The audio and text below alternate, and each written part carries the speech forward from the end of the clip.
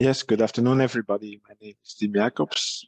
As Bruno said, I also work in the VITO team on the HR-VPP project, and I will be presenting briefly an overview on the different product access channels, so different ways of accessing the HR-VPP datasets. So a quick outline of what I will be talking about. We already discussed and we already saw the available products and data volumes, so I will go through that quite quickly. I will spend a few words on the file names, file formatting, because when you access the data, of course, you need to know what it will look like in the end, how you can analyze it.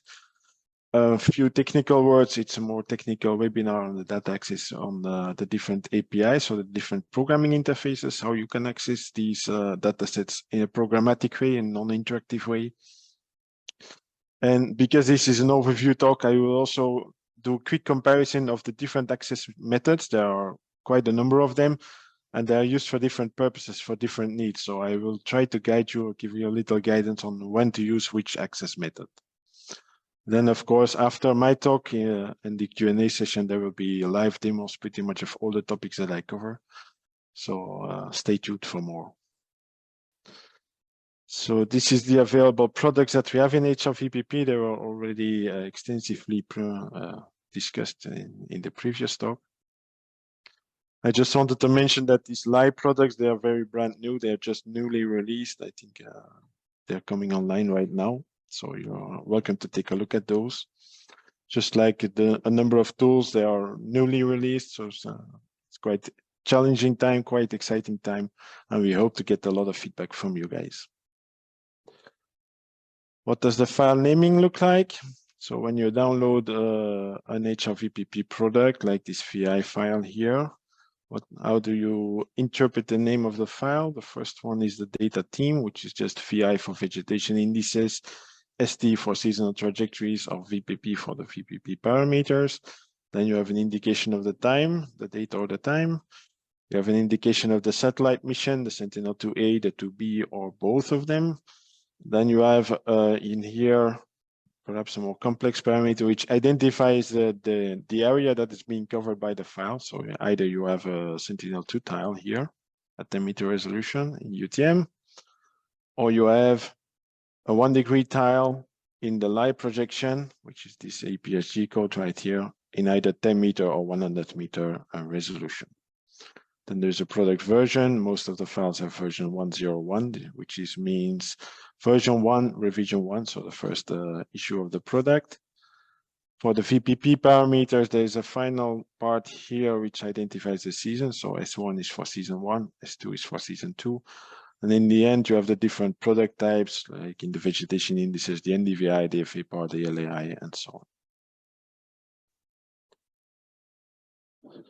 on. As probably mentioned, all the files that we push out, they are in so-called cloud optimized GeoTIFF format. What does that mean? Or COG format? Cloud optimized GeoTIFF, they are basically GeoTIFFs. They are kind of GeoTIFFs, so this makes them very much compatible with any GIS that you have, which is quite nice.